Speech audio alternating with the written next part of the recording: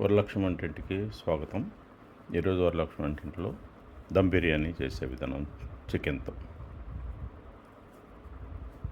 దమ్ బిర్యానీ ఇంట్లో చాలా సింపుల్గా చేసుకోవచ్చు. కావాల్సిన చికెన్ 1 కేజీ, దానికి అల్లం వెల్లుల్లి పేస్ట్, కొంచెం పసుపు, కొద్దిగా కారం అలా పెట్టి మ్యారినేట్ చేసుకోవాలి. నేను గిన్నెలో తీసుకొని దానిలో ఇలా ఉడికించాలి. అలానే కొన్ని ఆనియన్స్, ఉల్లిపాయలు నిలువుగా కట్ చేసి ఇలా పెట్టుకోవాలి.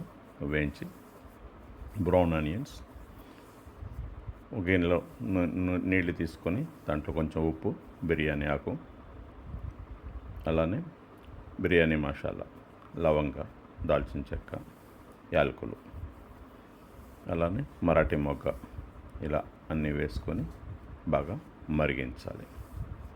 అలానే దాంట్లో కొంచెం పుదీనా, కొంచెం కొత్తిమీర కూడా వేస్తే చాలా బాగుంటుంది. తర్వాత కొద్దిగా నెయ్యి లేదా నూనె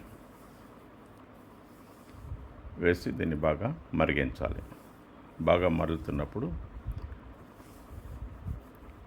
కడిగి రెడీగా పెట్టుకున్న 1 కేజీ బాస్మతి రైస్, కేజీ చికెన్కి కేజీ బాస్మతి రైస్ని తీసుకున్నాం.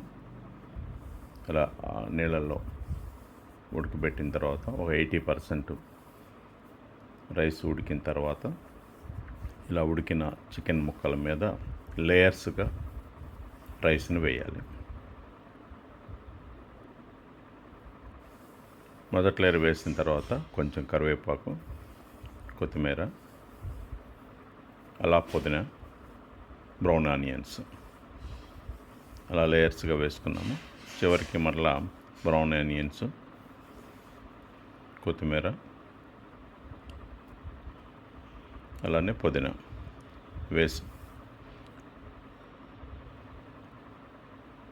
కుంకుమ పువ్వుతో, పాలల్లో నానబెట్టిన కుంకుమ పువ్వు పైన ఇలా వేసాము. తర్వాత కొంచెం నెయ్యి వేసాము. చాలా బాగుంది. Thanks for watching.